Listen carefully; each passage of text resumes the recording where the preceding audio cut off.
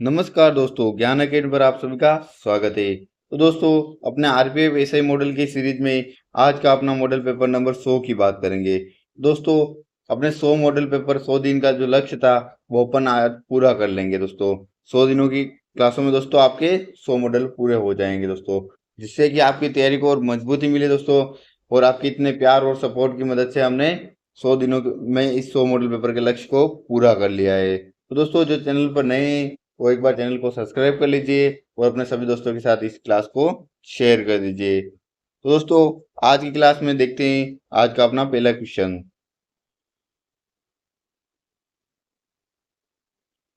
आज का पहला क्वेश्चन है दोस्तों, निम्नलिखित में से किसने national apprenticeship training scheme NATS 2.0 portal launch किया था? तो दोस्तों, NATS पोर्टल किसके द्वारा लॉन्च किया गया है? ऑप्शन क दे रखा है धर्मेंद्र प्रधान, ऑप्शन ख दे रखा है नरेंद्र मोदी, ऑप्शन ग दे रखा है अमित शाह और ऑप्शन ग दे रखा है वसुंधरा राजे। तो जल्दी से अपना आंसर दीजिए दोस्तों कि यह पोर्टल किसके द्वारा लॉन्च किया गया था। NATS पोर्टल 2.0 किसके द्वारा लॉन्च किया गया था? धर्मेंद्र प्रधान के द्वारा लॉन्च किया गया था, जो कि क्या है, एजुकेशन मिनिस्टर। दोस्तों, शिक्षा मंत्री कौन है? धर्मेंद्र प्रधान, जिनके द्वारा NATS पोर्टल लॉन्च किया गया था। दोस्तों, साथ ही इसमें इस स्कीम के तहत डायरेक्ट बेनिफिट ट्रांसफर के माध्यम से ट्रेनिंग के लिए 100 करोड़ रुपए जारी किए गए थे। कितने रुपए जारी किए गए दोस्तों? 100 करोड़ रुपए, 100 करोड़ रुपए जारी किए गए दोस्तों,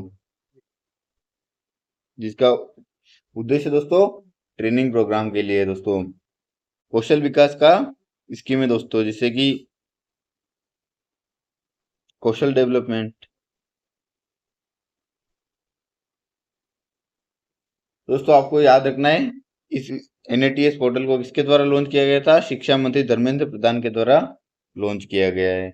चलिए दोस्तों, बढ़ते हैं अगले क्वेश्चन की ओर। अगला क्वेश्चन है दोस्तों, निम्नलिखित में से कौन सा वेद भारत के पूर्व वैदिक काल के लोगों के जीवन का वर्णन करता है और इसमें 10 मंडलों में विभाजित 1028 सूक्तों का संग्रह है दोस्तों? तो जल्दी से अपना आंसर कमेंट कीजिए दोस्तों, राइट आंसर क्या होगा? तो ऑप्शन ए दे रखा है सोमवेद, option B Atharvaveda, option C है यजुर्वेद और ऑप्शन डी दे रखा है ऋग्वेद। तो राइट आंसर कौन सा हो जाएगा दोस्तों? ऋग्वेद हो जाएगा, जिसमें 1028 सूक्त है दोस्तों।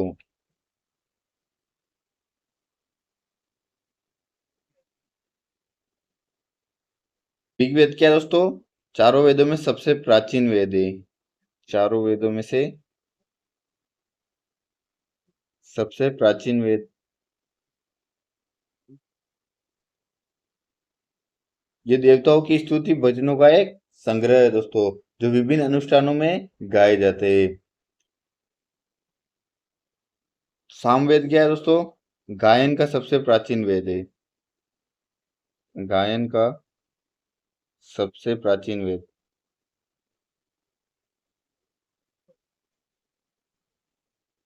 यजुर्वेद को दोस्तों प्रार्थनाओं का वेद कहते हैं। क्या कहते हैं दोस्तों? प्रार्थनाओं का वेद।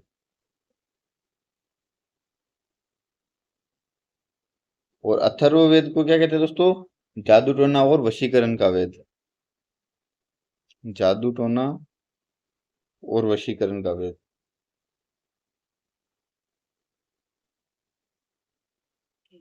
तो दोस्तों, अपना राइट आंसर क्या हो जाएगा दोस्तों? ऋग्वेद हो जाएगा। चलिए बढ़ते हैं अगले क्वेश्चन की ओर। अगला क्वेश्चन है दोस्तों, विश्व का पहला थोरियम आधारित न्यूक्लियर पावर प्लांट कौन से देश में स्थापित किया गया है? तो दोस्तों, ऑप्शन ए दे रखा है चीन, ऑप्शन बी दे रखा है जापान, ऑप्शन सी दे रखा है अमेरिका और ऑप्शन डी दे रखा है फ्रांस। तो जल्दी से राइट आंसर कमेंट कीजिए दोस्तों कि विश्व का पहला थोरियम आधारित न्यूक्लियर पावर प्लांट कौन से देश में स्थापित किया जाएगा दोस्तों? दोस्तों, ये कौन से देश में स्थापित किया जाएगा? चीन में स्थापित किया जाएगा। चीन में कहाँ पे स्थापित होगा दोस्तों? गोबी डेजर्ट में। चीन के गोबी डेजर्ट में स्थापित किया जाएगा दोस्तों। इस न्यूक्लियर पावर प्लांट में दोस्तों यूरेनियम की जगह पे थोरियम का इस्तेमाल किया जाएगा दोस्तों। यूरेनियम का इस्तेमाल किया जाता है दोस्तों, उसकी जगह पे किसका, थोरियम का इस्तेमाल होगा दोस्तों। थोरियम का इस्तेमाल होगा। चलिए दोस्तों बढ़ते हैं अगले क्वेश्चन की ओर। अगला क्वेश्चन है दोस्तों, उष्मा एक प्रकार की ऊर्जा स्थानांतरण है जो एक गर्म पदार्थ से ठंडे पदार्थ में, यहाँ पे दोस्तों प्रिंट मिस्टेक हो गई दोस्तों, जो एक पदार्थ गर्म पदार्थ से ठंडे पदार्थ में स्थानांतरण होती है दोस्तों। क्या है, स्थानांतरण होती है। तो इसको, इस प्रोसेस को क्या कहते हैं दोस्तों। ऑप्शन ए देगा गुरुत्वाकर्षण, ऑप्शन बी देगा घर्षण, ऑप्शन सी देगा उष्मागतिकी, ऑप्शन डी देगा चुंबक। तो राइट आंसर क्या हो जाएगा दोस्तों, उष्मागतिकी, जिसमें उष्मा का ट्रांसफर होता है दोस्तों, गर्म पदार्थ से ठंडे पदार्थ की ओर उष्मा का ट्रांसफर होता है, गर्म से ठंडे की ओर ट्रांसफर होता है। तो उष्मा का मात्रक क्या है दोस्तों, जूल में मापा जाता है। किस में मापा जाता है, जूल में मापा जाता है।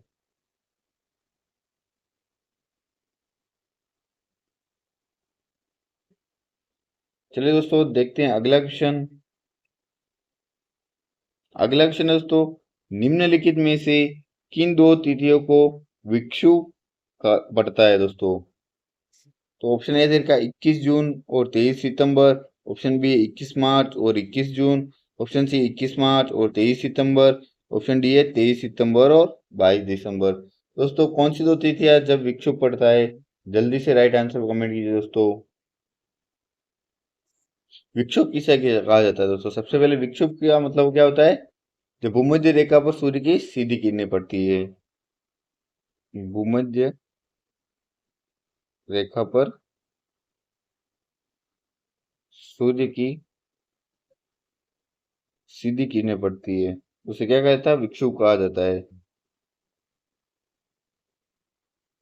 सीधी किरणें पड़ती है, और जहाँ पे लगभग दिन रात क्या होते हैं दोस्तों, बराबर होते हैं। दिन रात बराबर होते हैं। तो दोस्तों राइट आंसर क्या हो जाएगा, 21 मार्च और 23 सितंबर। 21 मार्च और 23 सितंबर को दो तिथियां हैं दोस्तों, जिनको क्या क्या कहा जाता है, विक्षुभ कहा जाता है दोस्तों। चलिए दोस्तों बढ़ते हैं अगले क्वेश्चन की ओर।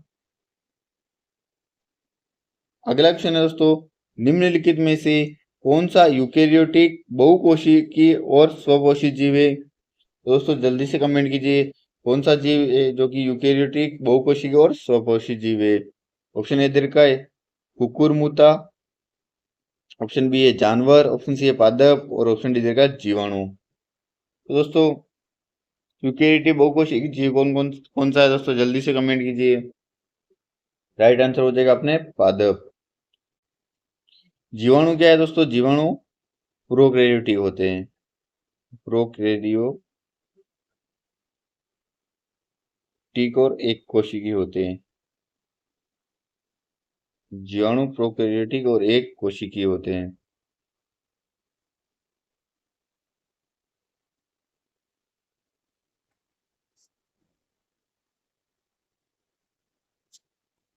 चलिए दोस्तों बढ़ते हैं अगले क्वेश्चन की ओर। अगला क्वेश्चन है, इल्तुतमिश ने चांदी के सिक्के के स्थान पर नामक तांबे का सिक्का चलाया था। तो दोस्तों जो तांबे का सिक्का चला है इल्तुतमिश के द्वारा, उसका नाम क्या था, ये आपको कमेंट करके बताना है। ऑप्शन ए देगा रूपक, ऑप्शन बी है रुपया, ऑप्शन सी है जीतल, ऑप्शन डी है टक्का।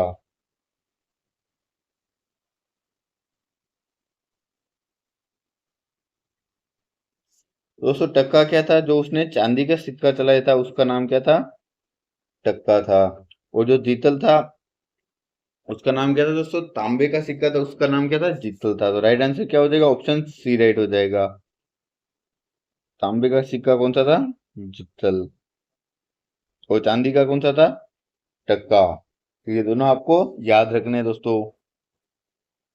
चलिए दोस्तों देखते हैं अगला क्वेश्चन। अगला क्वेश्चन आपके लिए है दोस्तों, स्वदेशी आंदोलन की औपचारिक घोषणा 7 अगस्त 1905 को निम्नलिखित में से किस स्थान पर की गई थी। तो स्वदेशी आंदोलन की घोषणा दोस्तों किस स्थान पर की गई थी? ऑप्शन ए का Wellington Square Calcutta, Calcutta Town Hall, option C Kanhaiya Lane Calcutta, option D का बंगाल नेशनल कॉलेज कलकत्ता।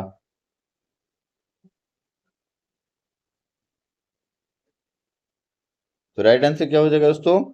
घोषणा कहाँ पे हुई थी दोस्तों? कलकत्ता टाउन हॉल में हुई थी दोस्तों।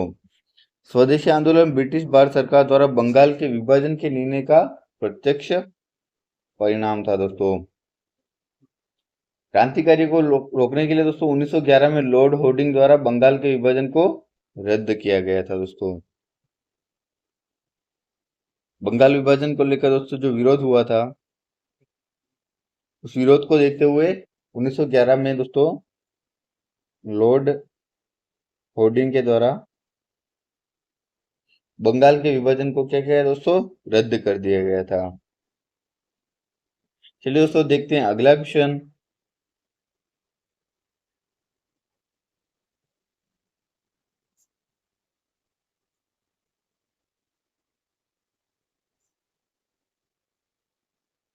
अगला क्वेश्चन है दोस्तों, थर्मामीटर में पारा के विकल्प के रूप में निम्नलिखित में से किसका उपयोग किया जाता है? तो दोस्तों थर्मामीटर में पारे का उपयोग किया जाता है, लेकिन उसके स्थान पर किसका उपयोग किया जा सकता है दोस्तों?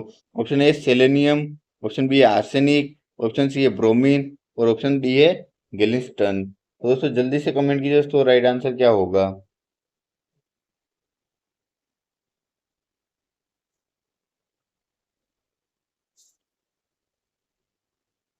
गेलिस्टन दोस्तों राइट आंसर हो जाएगा अपना गेलिस्टन। गेलिस्टन क्या है दोस्तों? गैलियम इंडियन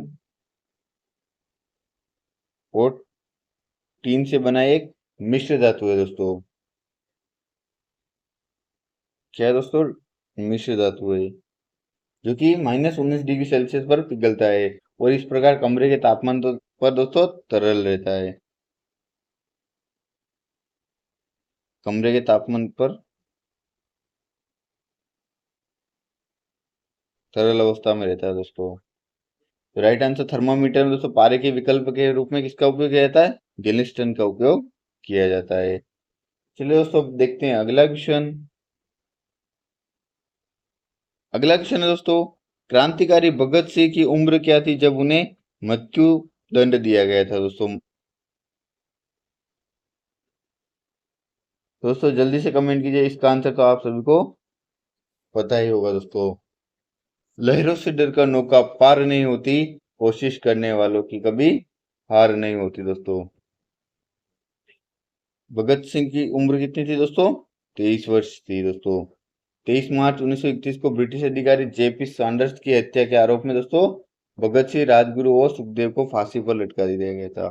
भगत सिंह के साथ में दोस्तों किन किन को फांसी पर लटकाया था? भगत सिंह, राजगुरु और सुखदेव को।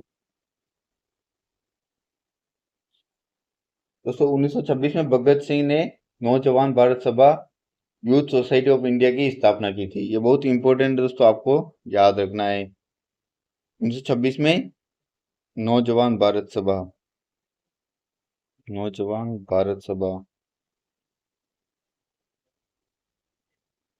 यूथ सोसाइटी ऑफ इंडिया दोस्तों, क्या नाम है इसका? Youth society of India.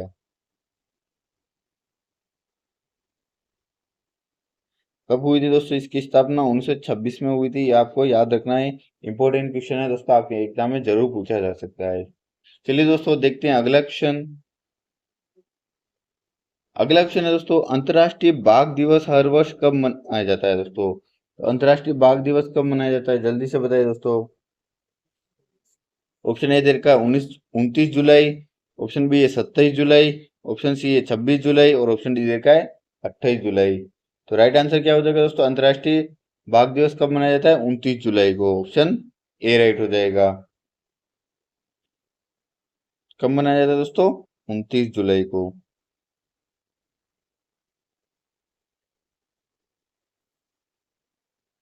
चलिए दोस्तों बढ़ते हैं अगले क्वेश्चन की ओर। अगला क्वेश्चन है दोस्तों, निम्नलिखित में से किसने इंडिया गेट को डिजाइन किया गया था दोस्तों? तो इंडिया गेट किसके द्वारा डिजाइन किया गया था दोस्तों? जल्दी से कमेंट कीजिए। ऑप्शन ए देगा वेवेल के द्वारा, ऑप्शन बी देगा डलहौजी के द्वारा, ऑप्शन सी है एडविन लुटियंस के द्वारा, ऑप्शन डी है जॉन नेस्ट के द्वारा। तो राइट आंसर क्या हो जाएगा दोस्तों? एडविन लुटियंस के द्वारा इंडिया गेट को डिजाइन किया गया था। इंडिया गेट का निर्माण कब हुआ था दोस्तों? 1931 में हुआ था।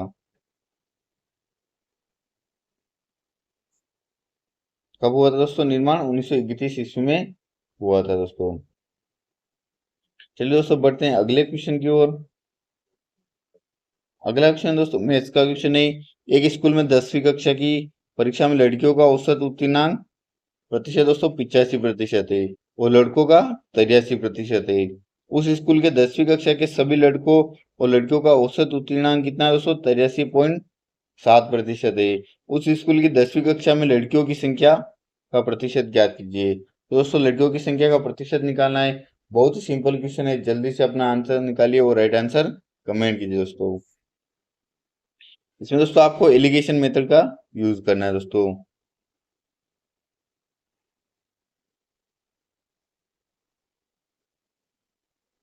तो लड़कियां और लड़कों का उत्तीर्णांक दोस्तों प्रतिशत देख लेते हैं। लड़कियों का 85% है और दोस्तों लड़कों का कितना है? 83% है। और दोस्तों दोनों कक्षा में सभी लड़कों और लड़कियों का उत्तीर्णांक प्रतिशत कितना है? 83.7% है। 83.7% है। तो एलिगेशन मेथड लगेगा दोस्तों। कितना आ जाएगा? 85 में से 83.7% को माइनस करेंगे तो 1.3%। और इधर कितना आ जाएगा दोस्तों? 83 में से 83.7 का अंतर कितना हो जाएगा? 0.7 हो जाएगा। पॉइंट से पॉइंट कैंसिल हो जाएगा। अनुपात क्या बन गया दोस्तों? 7:13 बन गया। अब दोस्तों उसका स्कूल की 10वीं कक्षा में लड़कियों की संख्या का प्रतिशत निकालना दोस्तों। तो लड़कियों की संख्या कितनी है दोस्तों? 7 है। टोटल संख्या कितनी है? 20 हो गई दोस्तों। तो 7 में से 20, 7 लड़कियां हैं, 20 में से टोटल प्रतिशत निकालना है तो इंटू 100 कर देंगे। तो 20 से 100 कट जाएगा 5 बार, 7 इंटू 5 करेंगे तो कितना आ जाएगा दोस्तों? 35%। तो लड़कियों की संख्या का प्रतिशत कितना हो जाएगा? ऑप्शन सी राइट हो जाएगा। राइट आंसर क्या हो जाएगा दोस्तों? 35%। चलिए दोस्तों बढ़ते हैं अगले क्वेश्चन की ओर। देखते हैं अगला क्वेश्चन क्या है। अगला क्वेश्चन दोस्तों चतुर्थानुपाती 2:5:6 और चतुर्थानुपाती 6:8:9 का अनुपात ज्ञात कीजिए दोस्तों। दोस्तों 2:5:6 का चतुर्थानुपाती निकालना है और 6:8:9 का भी चतुर्थानुपाती निकाल के उसका अनुपात निकालना है। बहुत ही अच्छा क्वेश्चन है दोस्तों, जल्दी से अपना आंसर निकालिए और राइट आंसर कमेंट कीजिए दोस्तों। तो 2:5 अनुपात बराबर में दोस्तों क्या हो जाएगा? 6:1 हो जाएगा। इधर में दोस्तों 6:8 अनुपात में 9:x हो जाएगा। तो 2x बराबर 5 × 6 हो जाएगा और 6x बराबर 8 × 9 हो जाएगा। x का मान कितना आ गया दोस्तों? 30/2 करेंगे तो 15 आ जाएगा। इधर x का मान कितना आ गया दोस्तों? 9×8 = 72, 72/6 करेंगे दोस्तों तो कितना आ जाएगा? 12 आ जाएगा। तो 15:12 आ गया दोस्तों। तो 3 से कट जाएगा 5 बार, 3 से कट जाएगा 4, 5:4 आ जाएगा। तो राइट आंसर क्या हो जाएगा दोस्तों? ऑप्शन डी राइट हो जाएगा। क्या हो गया? अनुपात 5:4 हो जाएगा। बहुत ही सिंपल क्वेश्चन था दोस्तों। ये तो मैं उम्मीद करता हूँ आप सभी के ये क्वेश्चन राइट होगा। चलिए दोस्तों बढ़ते हैं अगले क्वेश्चन की ओर। अगला क्वेश्चन है दोस्तों 26 वर्षों में एक निश्चित राशि साधारण ब्याज पर स्वयं की 3 गुना हो जाती है। दोस्तों 26 वर्षों में स्वयं की कितना गुना हो रही है दोस्तों? 3 गुना हो रही है। कितने वर्षों में वो राशि स्वयं की 5 गुना हो जाएगी? तो दोस्तों बहुत ही अच्छा क्वेश्चन है साधारण ब्याज का। जल्दी से इसका आंसर निकालिए और राइट आंसर कमेंट कीजिए दोस्तों।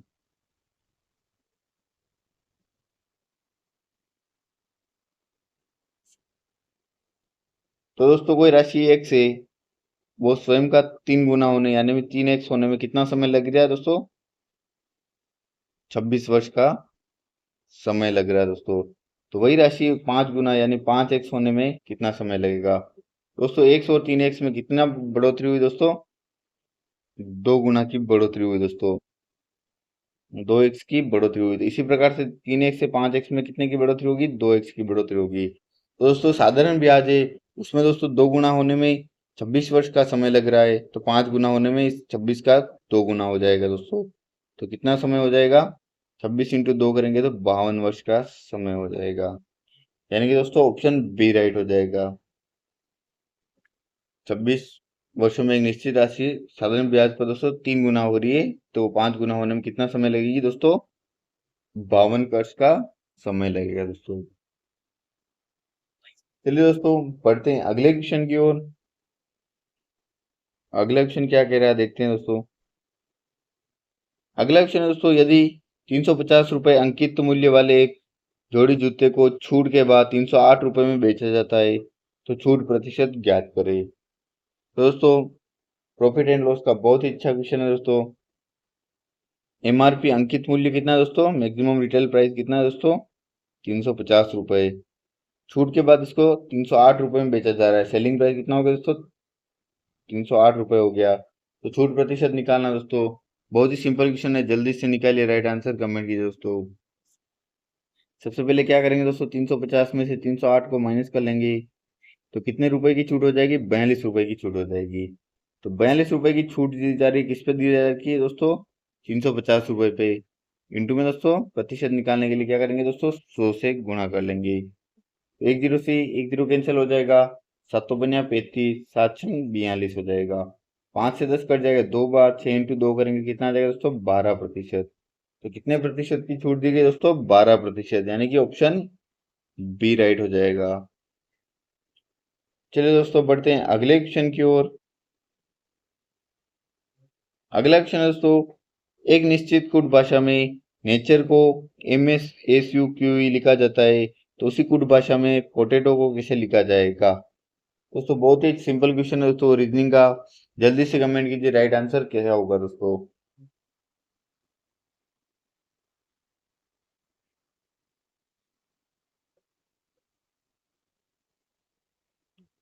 NATURE, नेचर लिख रखा है दोस्तों, इसको क्या लिख लिया, MASUQ और ई लिखा है दोस्तों। सबसे पहले एन में से -1 किया दोस्तों, तो क्या हो गया, एम हो गया। ए को ए ऐसे का ऐसा रहने लग दिया दोस्तों, कुछ नहीं किया।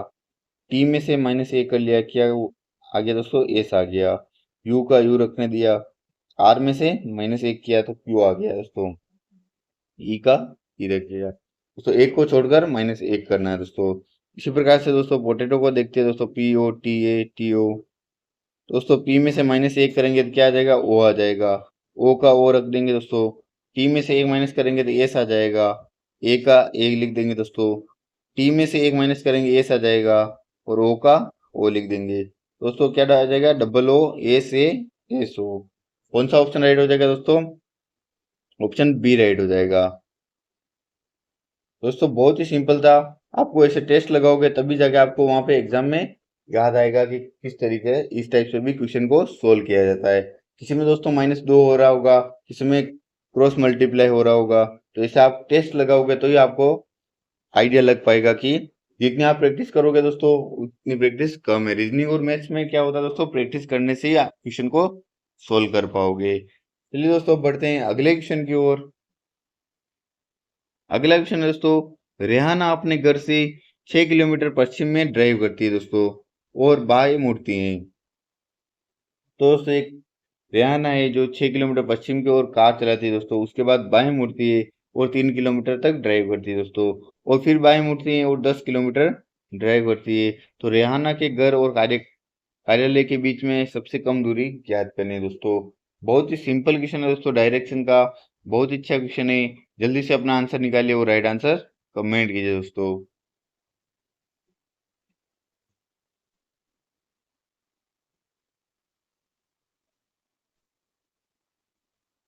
सबसे पहले देखते हैं दोस्तों क्वेश्चन में क्या कह रहा है। रेहाना अपने घर से 6 किलोमीटर पश्चिम की ओर ड्राइव करती है दोस्तों। दोस्तों रेहाना यहाँ से निकली बिंदु ए से, मान लेते हैं पश्चिम की ओर 6 किलोमीटर चली दोस्तों। उसके बाद बाएं मुड़ती ओर 3 किलोमीटर चलती है दोस्तों, बाएं मुड़कर कितना, 3 किलोमीटर चली।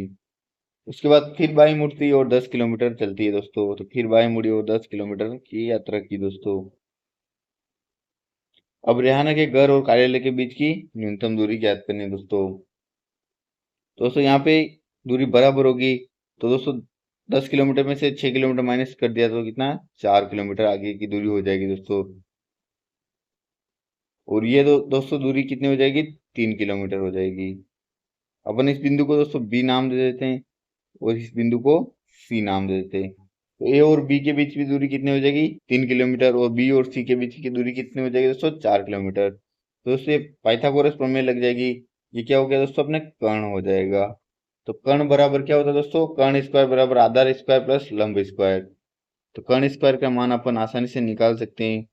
आधार का स्क्वायर मतलब 4 का स्क्वायर प्लस लंब क्या कितना है दोस्तों, 3 किलोमीटर, 3 का स्क्वायर हो जाएगा। तो 16 प्लस 9 हो जाएगा। यानी कि कर्ण का मान कितना हो जाएगा दोस्तों, अंडर रूट में 25 हो जाएगा। तो कितना आ जाएगा, 5 आ जाएगा। तो दोस्तों न्यूनतम दूरी कितनी आ गई दोस्तों, कर्ण का मान 5 किलोमीटर आ गया। तो न्यूनतम दूरी हो जाएगी 5 किलोमीटर, यानी कि ऑप्शन ए राइट हो जाएगा। तो दोस्तों बहुत ही सिंपल क्वेश्चन था, कुछ नहीं करना था, पाइथागोरस प्रमेय का यूज करना था। चलिए दोस्तों देखते हैं अगला क्वेश्चन।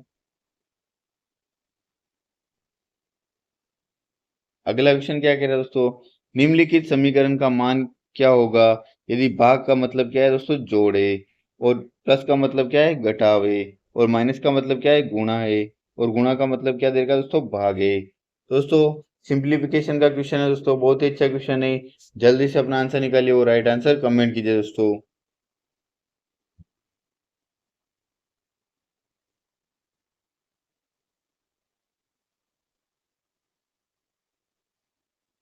तो सबसे पहले क्वेश्चन में क्या कह रहा है देखते हैं दोस्तों। सबसे पहले 54 दे रखा है। गुणा का अर्थ क्या दे रखा है दोस्तों, गुणा का अर्थ है भाग का मतलब जोड़ है, जोड़ का मतलब घटावे, गुणा का मतलब क्या है दोस्तों, भाग है। तो भाग कर लेंगे, 6 हो जाएगा। माइनस का अर्थ क्या दे रखा है, माइनस का मतलब गुणा है, तो गुणा हो जाएगा दोस्तों 7। माइनस का अर्थ गुणा है दोस्तों, तो गुणा में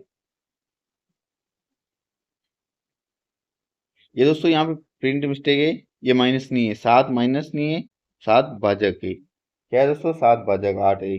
तो भाजक का अर्थ क्या है दोस्तों, भाजक का मतलब क्या है, जोड़ है। तो यहाँ पे क्या हो जाएगा दोस्तों, जोड़ आ जाएगा, प्लस आ जाएगा। क्या हो जाएगा दोस्तों, प्लस हो जाएगा। फिर आगे दिया क्या देगा, 8 दे रखा है, 8 प्लस 2 दे रखा है। तो प्लस का मतलब क्या है दोस्तों, घटा हो जाएगा, तो -2 हो जाएगा। इसका अपन को मान निकालना है दोस्तों। तो सबसे पहले 54 में 6 का भाग देंगे दोस्तों, तो कितना आ जाएगा, 9 छक्के 54, 9 आ जाएगा। 9 इंटू 7 प्लस का 8 माइनस में 2 हो जाएगा। तो 9 साती 63, 8 में से 2 गया तो कितना हो जाएगा दोस्तों, 6 बच जाएगा। 63 प्लस 6 हो जाएगा। तो अपना कितना मान आ गया दोस्तों, 69, यानी कि 69 मान आ गया। तो दोस्तों ऑप्शन डी राइट हो जाएगा। बहुत ही सिंपल क्वेश्चन है दोस्तों, बोडमास का नियम लगाना है। सबसे पहले भाग होगा, फिर गुणा होगा, उसके बाद में दोस्तों जोड़ और माइनस होगा दोस्तों। तो बहुत ही सिंपल था, 69 आंसर आ रहा है दोस्तों। चलिए दोस्तों देखते हैं अगला क्वेश्चन। अगला क्वेश्चन दोस्तों, शेर का संबंध शावक से है, उसी तरह गाय का संबंध किससे होगा दोस्तों। जिस प्रकार के शेर का संबंध शावक से होता है, उसी प्रकार गाय का संबंध किससे होता है। तो शावक क्या होता है दोस्तों, शावक किसको कहते हैं, शेर के बच्चे को। शेर के बच्चे को क्या कहा जाता है, शावक कहा जाता है दोस्तों। शेर के बच्चे को क्या कहा जाता है, शावक कहा जाता है। तो गाय के बच्चे को क्या कहेंगे दोस्तों, ऑप्शन ए राइट हो जाएगा, बछड़ा कहेंगे दोस्तों।